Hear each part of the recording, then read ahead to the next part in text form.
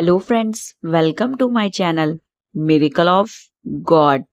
जय श्री राम। जय नीम करोरी महाराज जी। नीम करोरी महाराज जी के कोई भी आश्रम हो, कोई भक्त वहां पे दर्शन के लिए आया है तो बिना प्रसाद के वह जा नहीं सकता। जब तक बाबा जी थे तब भी और आज भी बाबा जी का प्रसाद मिलता ही है। और जब बाबा जी थे तब उनके भक्त जब उनके दर्शन करने के लिए जाते थे तो बाबा जी उनको भोजन भी कराया करते थे, क्योंकि बाबा जी के भक्त दूर दूर से आया करते थे।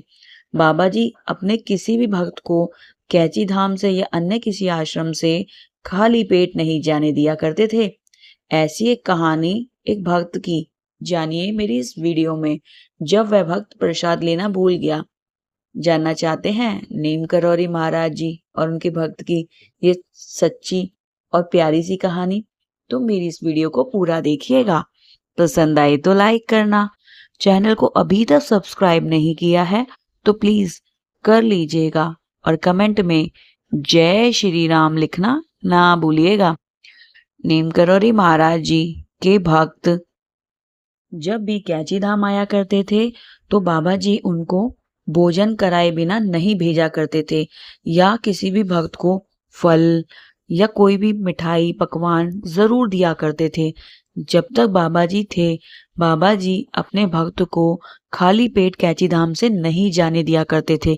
आज भी उनके भक्तों को प्रसाद मिलता है। कैची धाम में मिलने वाला प्रसाद चने का बहुत ही स्वादिष्ट होता है, जो हम नवरात्रों में बनाते हैं काले चने, वही प्रसाद कैची धाम में मिलता है। बाबा जी यही कहा करते थे कि जो भी आपके द्वार पर आए उसको भूखा ना जाने दे।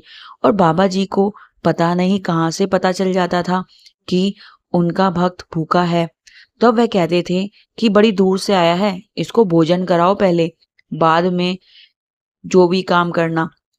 बाबा जी यही चाहते थे कि कोई भी कैची धाम आश्रम से भूखा ना जाए। ऐसी एक लीला बाबा जी के भक्त की कई कहानियां हैं। बाबा जी ने हमेशा अपने भक्त को भूखा नहीं भेजा। और बाबा की चमत्कार से जुड़ी ऐसी एक कहानी है मेजर सुरेंद्र की। वह कैची धाम आते हैं और बाबा जी के दर्शन करते हैं और रानी खेत के लिए रवाना हो जाते हैं।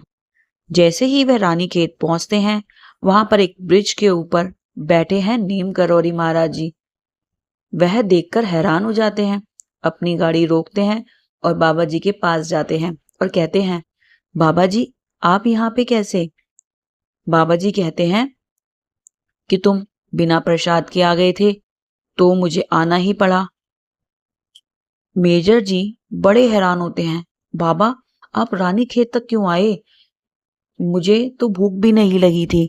बाबा जी ने कहा, अरे तो क्या हुआ, तुम अपना प्रसाद लेना तो भूल ही गए थे तो मुझे आना पड़ा। ऐसा कह के बाबा जी ने अपने कंबल में हाथ डाला और आम निकाल कर दे दिया। फिर मेजर साहब दोबारा चौंके, क्योंकि आम का सीजन ही नहीं था। तो बाबा के पास इतना अच्छा दिखने वाला आम कैसे आया? यह लीलाएं बाबा की होती रहती थी।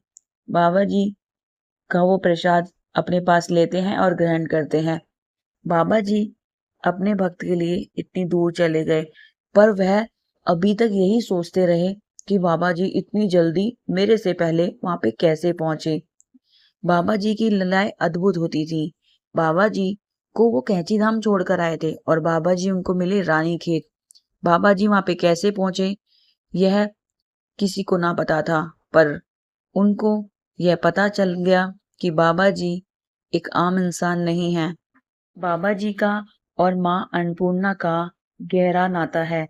बाबा जी के आश्रम में माँ अन्नपूर्णा साक्षात विराजमान है, इसलिए कैची धाम या अन्य किसी भी आश्रम में कभी भी भंडारे की कोई कमी नहीं रहती, हमेशा भंडारे भरे रहते हैं।